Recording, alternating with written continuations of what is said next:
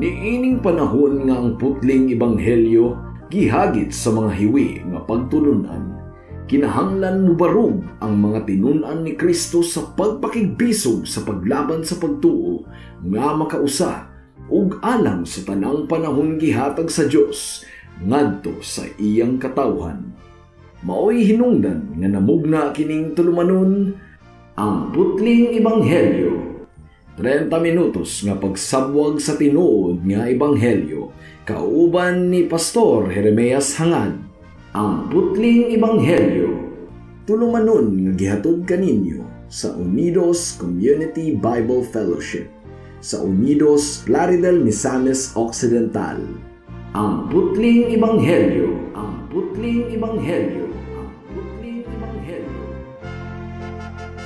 Mayong hapon, Unidos, Plaridel, Calamba, Baliangaw, Sapangdalaga, Rizal, Lupisayna ug kutob sa tanang gidala sa Ginoo sa pagpaminaw niining atong programa nga giuluhan og ang putling ebanghelyo.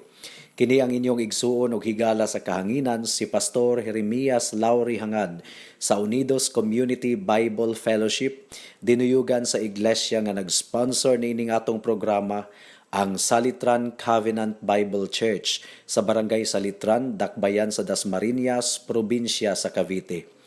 Akong gipaabot ang akong pagpanimbaya sa akong lolo nga si Isabelo Lauri Sr. sa New Look, Plaridel ug sa akong mga kabatch 1997 sa Liberation Institute.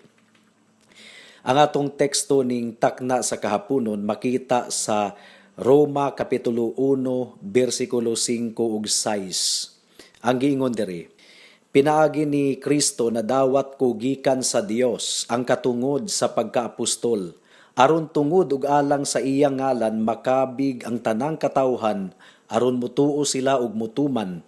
Lakip kamo nga anaa sa Roma nga gitawag sa Dios aron maiya ni Hesukristo. May the Lord bless the reading and hearing of His word.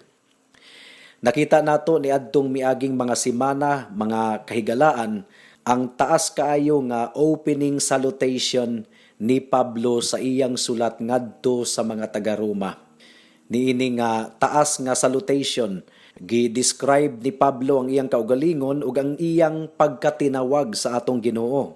Sa bersikulo 1, gi-describe ni Apostle Paul ang iyang kaugalingon ingon nga ulipon ug apostol nga gitawag ni Hesukristo, usa ka tawo nga gilain alang sa ebanghelyo sa atong Dios.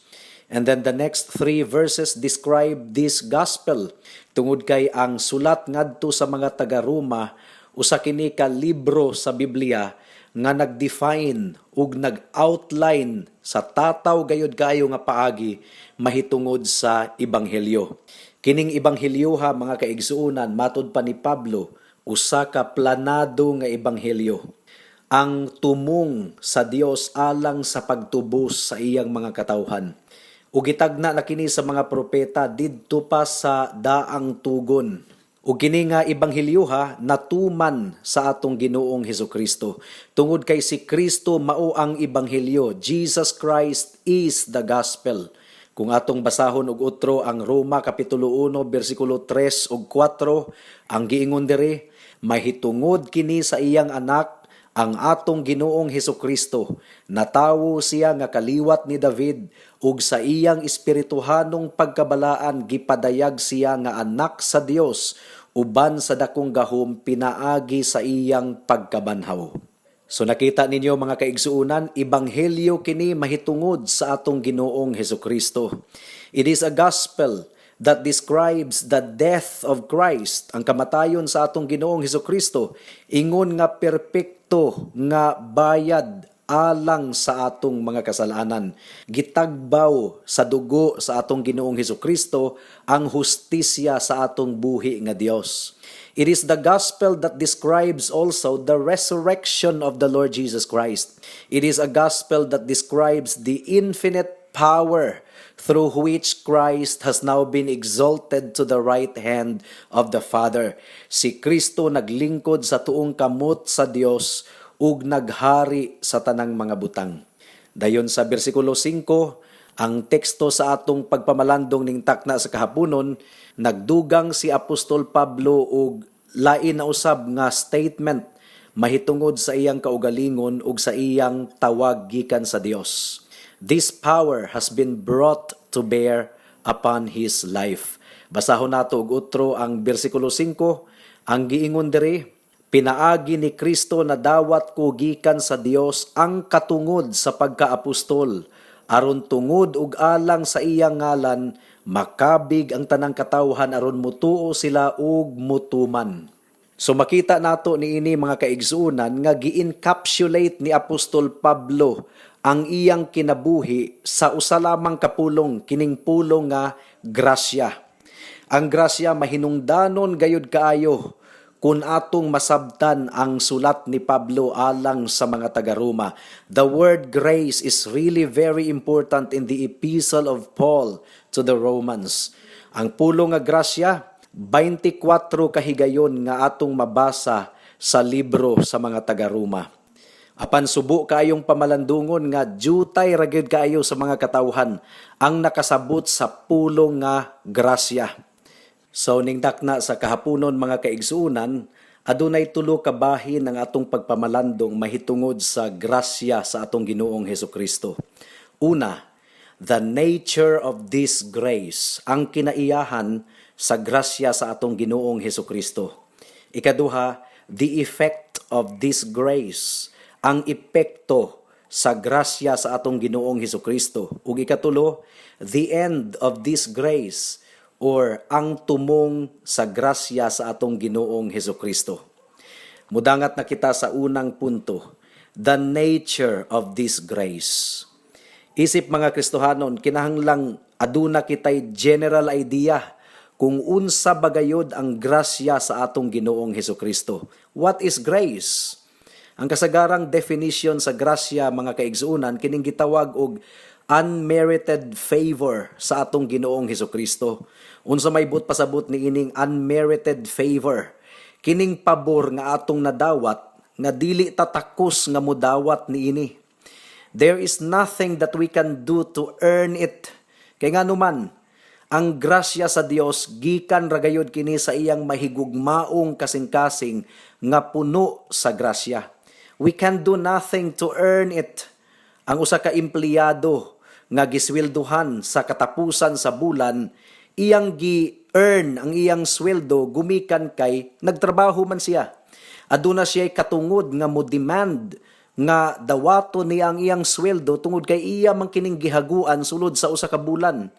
Ug ang amo, mga kaigsuunan, adunay obligasyon nga musweldo sa iyang sulugoon. Apan ang grasya sa Dios, mga kahigalaan, dili kini resulta sa atong pagpaningkamot. The grace of God cannot be earned. It can only be given. Mao nga ang grasya sa Dios ato lang kining gidawat gikan kaniya nga dili gayud kita takos nga modawat niini. Kaysa tinuod lang ang matag panalangin nga nadawat nato gikan sa Ginoo niining kalibutana. Grasya ra gyud gikan kaniya mga kahigalaan. Kay ang bugtong butang nga takos nga atong pagadawaton niining kalibutana mao ang kapungot sa Dios. Mao ang tunglo ug paghukom sa Dios gumikan sa atong mga kasalanan. Kitang tanan makasasala ug ang giingon sa Biblia, ang bayad sa sala mao ang kamatayon. And since we are all sinners, wala nay laing butang nga takos natong pagadawaton kundili ang tunglo ug kapungot lamang sa atong buhi nga Dios. Kining mga panalangin nga atong nadawat sa matag adlaw dili kita takos nga modawat niini. Ang adlaw, ang hangin, ang mga pagkaon nga atong na-enjoy, ang mga maayong butang, himsog nga panglawas, mga higala, mga kapamilya, kining tanan grasya sa atong buhi nga Dios. Gipugnan usab sa grasya sa Dios ang tanang mga kadaot nga mudangat unta sa atong kinabuhi. It's all by His grace. Apan ang pinakadakong demonstrasyon sa grasya sa Ginoo, nakita nato pinaagi sa iyang pagpadala sa iyang bugtong anak diri sa kalibutan aron mamatay didto sa krus sa Kalbaryo tungod og alang sa mga makasasala. For God so loved the world that He gave His only begotten Son, that whoever believes in Him shall not perish, but have eternal life. Ang Ebanghelyo, mga kaigsuunan, pinadayag kini sa grasya sa atong Ginoong Hesukristo. Nasayod si Pablo mahitungod niining unmerited grace from God. Grasya nga dili gyud nato takus pagadawaton. Kung nahinumduman ninyo mga kahigalaan ang mahitungod kang Pablo, nagbiyahe siya padulong sa Damascus aron lutuson ang mga Kristohanon didto. Paminawan ninyo ang Buhat Kapitulo 9, versikulo 1 hangtod sa 2. Ang giingon diri, niadtong higayuna nagpadayon si Saulo sa mapintas nga pagpanghulga sa pagpatay sa mga tinun-an sa Ginoo. Miadto siya sa Pangulong Pari ug nangayog mga sulat nga magpaila kaniya ngadto sa mga sinaguga sa Damasco, nga siya gitugutan sa pagdakop sa mga sumusunod sa dalan nga iyang makit-an didto, lalaki o babayi, ug pagdala kanila balik sa Jerusalem.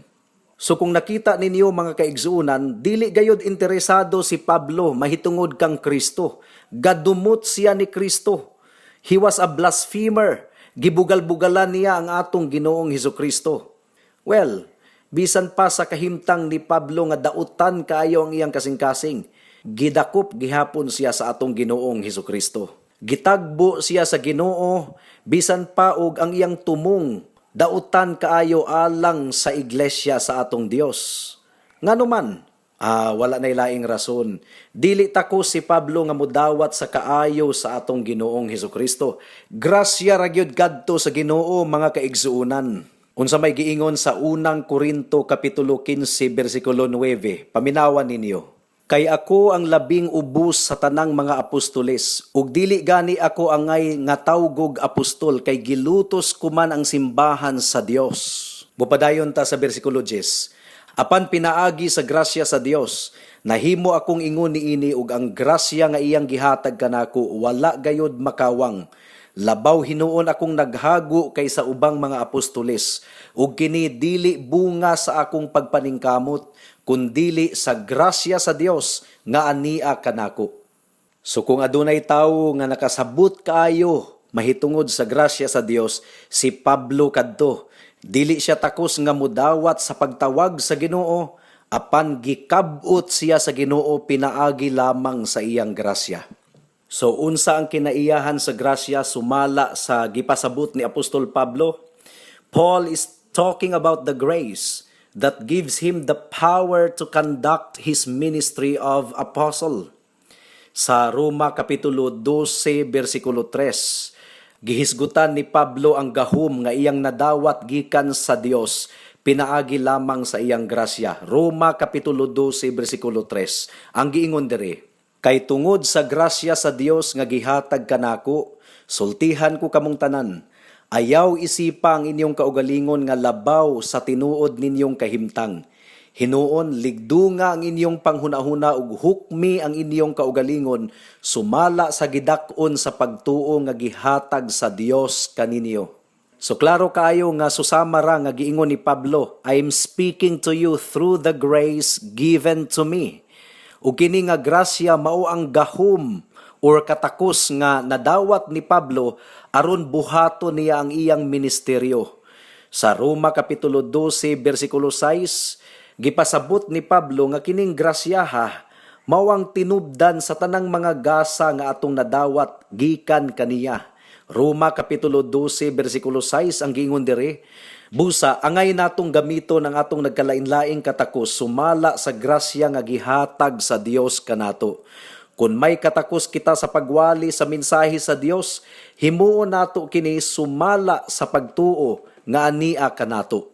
Kay sa tinuod lang mga kaigsuunan, grasya ra gyud sa Dios ang nag-aghat kanato ug naghatag kanato og katakos aron mabuhat nato ug matuma nato ang tanang tahas nga gihatag sa Dios kanato. Paul was given grace to do the work of an apostle. And this is the same grace that enables pastors to do the ministry nga gisangon sa Dios alang kanila. ug ako magaingon kaninyo mga kaigsuonan ning takna sa kahaponon. Grasya ra gyud kaayo sa atong Ginoong Hesukristo nga nabuhat nako ang buluhaton sa pagkapastor sulod sa pipila na usab ka mga katuigan. I've been preaching the gospel for more than 20 years now. O kining atong programa sa kahanginan, tulo na ni katuig kapin, gisustinar sa atong buhi nga Dios. Pinaagi lamang sa iyang grasya. God enables us to live by the power of His grace. Now, unsaon man nato sa pagdawat ni ini nga grasya, mga kaigsuonan, kini nga grasya, madawat nato pinaagi sa pagtuo. Unsa may giingon sa Episo Kapitulo 2, versikulo 8, paminawan ninyo. Kay pinaagi sa pagtuo naluwas kamo tungod sa grasya sa Dios. Dili kini inyong buhat, kundili gasa sa Dios. So ang atong kaluwasan na dawat nato pinaagi sa pagtuo, apan tungod kini sa grasya sa Dios lamang.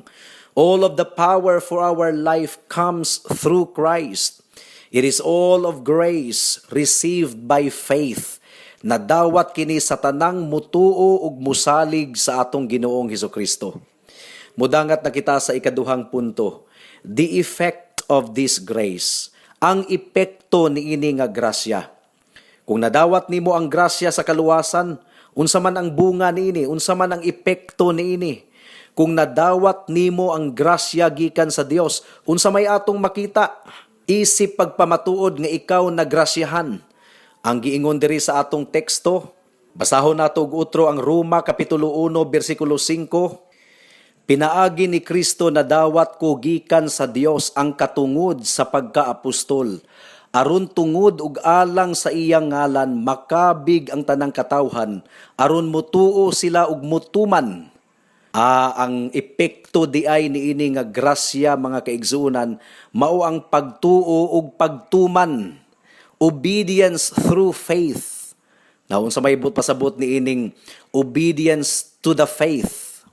Paminawan ninyo ang New American Standard Bible. Ang giingon diri, through whom we have received grace and apostleship to bring about the obedience of faith among all Gentiles for His name's sake. The obedience of faith. Gihisgutan diri, the obedience of faith. Unsa may pasabot ni ining the obedience of faith. Simple lang mga kaigsuonan. Ang ipasabot ni ining obedience of faith, mao kining obedience which is the result of faith. Pagsunod or pagtuman nga bunga sa pagtuo. Obedience which faith produces. For example, pwede natong hisgutan ang works of love. In other words, works which love produces.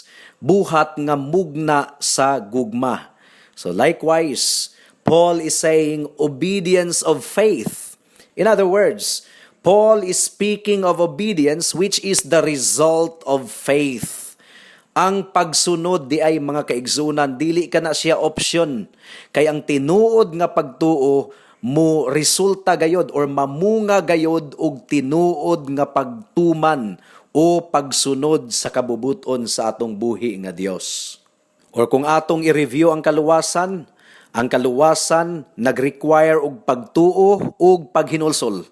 Ang paghinulsol nga talikda nato ang atong sala ug atong sundon ang pagkamatarong. The Christian has given his life in service to Christ. Adunay grupo diri sa atong dapit nga mutamihid gayud kaayo kung magwali na kita mahitungod sa paghinulsol. Murag allergic gayud sila kung madunggan nila ang pulo nga paghinulsol. Apan puno kayo ang Biblia sa mensahe mahitungod sa paghinulsol. For example, Buhat Kapitulo 17, versikulo 30, ang giingon diri. Wala na isipa sa Dios ang panahon sa inyong pagkaignorante. Apan karon gisugo niya ang tanang tawo sa paghinulsol. So nakuha ninyo mga kahigalaan, gisugo sa Dios ang tanang tawo sa paghinulsol. Apan kining grupuha nga kanunay gapadungog-dungog kanato sa Facebook, mutamihid gayod kung ato nang hisgutan ang paghinulsol. Ngano kahano? Adunay sala nga dili nila gustong talikdan? Unya gawas pa kay allergic sila sa pagtulunan mahitungod sa paghinulsol, mutamihid usab sila kun atong iwali diri sa kahanginan nga kinahanglan natong sundon ang sugo sa atong Ginoo. Isip pagpamatuod nga kita tinuod nga magtutuo tungod kay ang tinuod nga pagtuo mo resulta gayod og maayong binuhatan.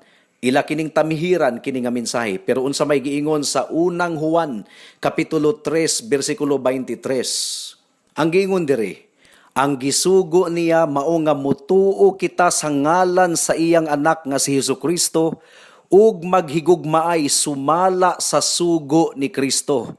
So nakita ninyo mga kahigalaan, pagtuo ug pagtuman sa sugo sa atong Ginoong Hesukristo. Bersikulo 24, ang nagtuman sa mga sugo sa Dios anaa sa Dios ug ang Dios anaa kaniya. Ug masayra nato nga ang Dios ania kanato pinaagi sa espiritu nga iyang gihatag kanato. Mao kini ang hinungdan nganong giwali ni Apostol Pablo ang ebanghelyo. Ang pamaagi ni Pablo sa pagwali sa ebanghelyo, pamaagi sa paghatag og sugo. He commanded obedience to the gospel. Roma kapitulo 6 bersikulo 17 ang giingon diri. Apan salamat sa Dios kay bisan og kaniadto na ulipon kamo sa sala, karon sa kinasingkasing nagmatinumanon kamo sa mga pagtulunan nga nadawat ninyo. Nagmatinumanon. So this indicates commandment. Paul preached the gospel in command mode and commanded obedience to the gospel. Roma kapitulo 10 bersikulo 16 hangtod sa 17 ang giingon diri. Apan wala mo dawat ang tanan sa maayong balita. Si Isaias miingon, Ginoo kinsay mituo sa among giwali. Busa ang pagtuo nagikan sa pagpamati sa mensahe ug ang nabati nagikan sa pulong ni Kristo. Pero kung atong basahon ang Griego nga pinulungan niini mga kaigsunan, kining giingon nga apan wala mudawat ang tanan sa maayong balita, ang buti pasabot apan wala mutuman ang tanan sa maayong balita. Ang buti pasabot niining tanan mga kahigalaan mao nga ang pagtuo ug pagsunod dili pwedeng bulagon. Ang tinuod nga pagtuo mamunga gayod og pagsunod or pagtuman. Faith commands obedience and obedience commands faith. Bisan pag ang ebanghelyo grasya kini sa Dios nga gitanyag sa Dios, pero ang pamaagi sa pagwali sa ebanghelyo command mode. The gospel is not an offer, it is a command. Yes, ang kaluwasan pinaagi sa grasya. Apan ang grasya dili nato madawat pinaagi sa atong paghago. Gipalit kini ni Hesukristo alang kanato. Apan bisan pa niini ang kaluwasan nagademand og obedience. Bisan pag-asa mong bahina sa Biblia mo pakli. Ang ebanghelyo tinuod nga grasya lamang kini. Apan ang pamaagi sa pagwali sa ebanghelyo, it is always in the command mode. Sugo. Like, repent and believe in the gospel. Pag hinulsol ug tuuhi ang ebanghelyo. Mudangat na kita sa ikatulong punto. The end of this grace. Ang sangputan niini nga grasya or ang tumong niini nga grasya. Atong basahon og utro ang bersikulo 5 sa atong teksto, Romans chapter 1 verse 5. Pinaagi ni Kristo na dawat ko gikan sa Dios ang katungod sa pagkaapostol aron tungod ug alang sa iyang ngalan makabig ang tanang katawhan aron mutuo sila ug mutuman. Unsa ang tumong sa grasya sa atong Ginoo mga kahigalaan? Klaro kayo ang giingon diri. For His name's sake, aron tungod ug alang sa iyang ngalan. Gibuhat sa Ginoo ang tanang mga butang alang sa iyang kahimayaan, alang sa kahimayaan sa iyang buhi nga ngalan. Paminawan ninyo ang Salmo kapitulo 72 bersikulo 19. Ang giingon diri. Dayga ang iyang mahimayaong ngalan hangtod sa kahangturan, ug mapuno unta ang yuta sa iyang himaya. Amen. Amen. So klaro kayo mga kahigalaan nga gibuhat sa Dios ang tanang mga butang aron mahimaya ang iyang buhi nga ngalan sa tibuok kalibutan. Gipahinumduman kita ni Pablo niini nga kamatuuran sa Roma Kapitulo 9, versikulo 17. Paminawan ninyo. Kay ang kasulatan nag-ingon kang paraon, gihimo ko ikaw nga hari aron ikapadayag ko ang akong gahom, pinaagi kanimo ug aron ikapaila ko ang akong ngalan sa tibuok kalibutan.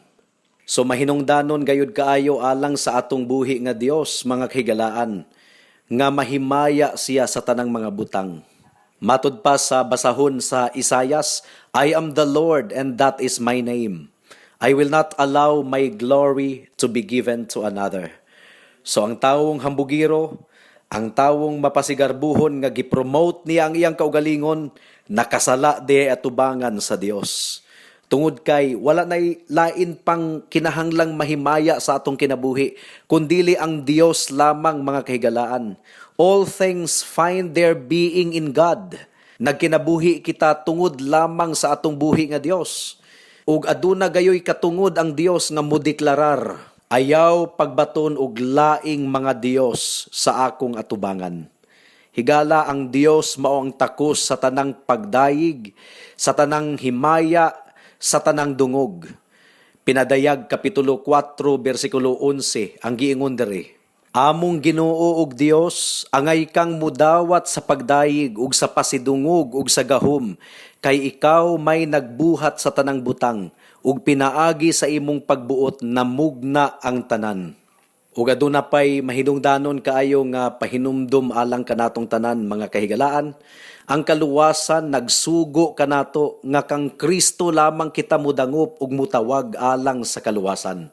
Buhat Kapitulo 2, versikulo 21, ang giingon diri, and it shall come to pass that whosoever shall call on the name of the Lord shall be saved. Ang giingon usab sa Roma Kapitulo 10, versikulo 13 hangtod sa 14. For whoever shall call upon the name of the Lord shall be saved. Si bisan kinsa ang mutawag sa ngalan sa atong Dios, maluwas. How then shall they call on Him in whom they have not believed? And how shall they believe in Him of whom they have not heard? And how shall they hear without a preacher? So hinaot, mga kahigalaan, nga nakuha nato or nasabta nato ang tumong sa grasya sa Dios. Alang lamang kini sa kahimayaan sa iyang ngalan. Mao nga dulumtanan gayud kaayo ang mapasigarbuhon sa atubangan sa Dios. Mudangat na kita sa mga aplikasyon. Nakita ni Pablo ang iyang kaugalingon, ingon nga usa ka tawo nga nahailalom sa mandato sa atong buhi nga Dios. Unang Korinto Kapitulo 9, versikulo 16, ang giingon diri, wala ako'y katungod sa pagpasigarbo tungod lamang kay nagwali ako sa maayong balita, kay gisugo man ako sa pagbuhat niini. Alaot ako kung dili ako magsangyaw sa maayong balita. So gitawag si Pablo aron mahimong apostol. He was equipped to carry out that office by the grace of God. Gihatagan siya og tahas sa Dios aron dad-on ang ebanghelyo ngadto sa mga hintil.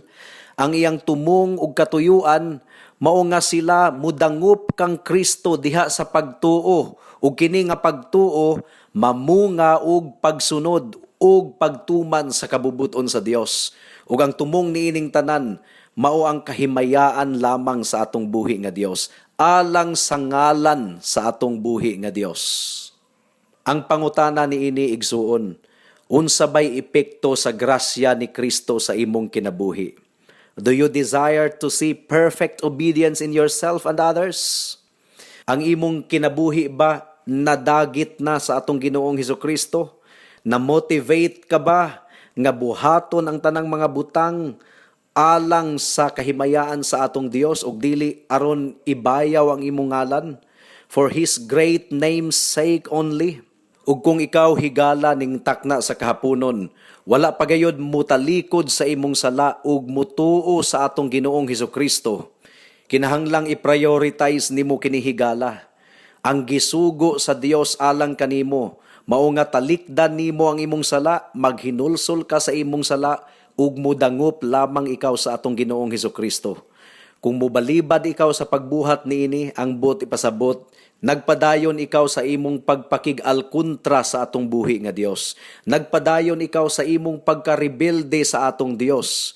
Ug nagtigom ka, dili kwarta, kundili nagtigom ka og kapungot sa Dios nga iyang ibubo sa imong kinabuhi, sa kinatibuk-an gayod, sa adlaw sa paghukom.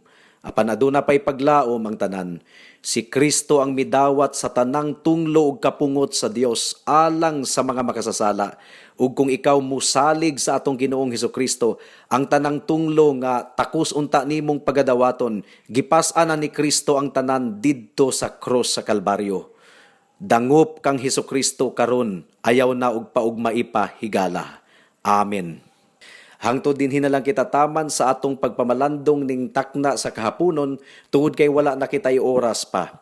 Ako kamong padayon nga giimbitar sa pagtambong sa atong panimbahon ugmang adlaw, adlawng Domingo, adlaw nga ipapahulay, 2:00 sa hapon sa panimalay ni Winstro ug ni Conchita hangad sa Unidos. Daghang salamat. Alang sa dugang nga mga pangutana, mahimong mo text kang Pastor Jeremias hangad sa 0935-744-3030.